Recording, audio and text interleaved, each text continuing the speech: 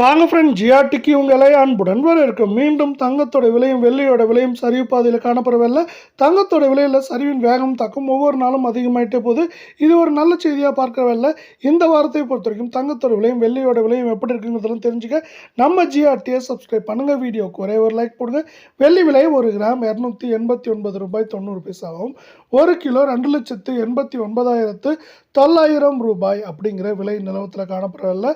வெள்ளியோட விலை மேற்கொண்டு 3 லட்சத்திலிருந்து 2,40,000 50,000 அப்படிங்கிற ரேஞ்சில் இருக்க வாய்ப்புகள் இருக்குது. அதே வேலை பார்த்தீங்கன்னா இந்திய பங்குச்சந்தையானது தொடர்ந்து சரிஞ்சு நம்மளுக்கு 77,000 புள்ளிகளை தொட்டுச்சு. அதே வேலை பார்த்தீங்கன்னா நம்மளுக்கு உலகச்சந்தையில் தங்கத்தோட விலை தடுமாற்றத்தில் காணப்படுது.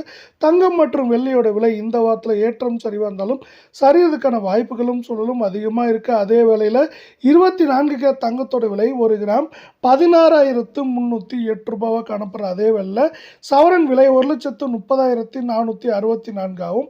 அரை பவுன் 67,232 ரூபாய் அப்படிங்கிற விலை நிலவரத்தில் காணப்படுது. நீங்கள் தங்கம் மற்றும் வெள்ளியோட விலை இதே போல் தொடர்ச்சியாக சரின்னு ஆசைப்பட்டீங்கன்னா நம்ம வீடியோவுக்கு ஒரே ஒரு லைக் மட்டும் போடுங்க. சவரனுக்கு பார்த்தீங்கன்னா நம்மளுக்கு கடந்த 1.5 நாட்களில் 880 ரூபாய் அப்படிங்கிற சரிவு பாதையில் காணப்படுது.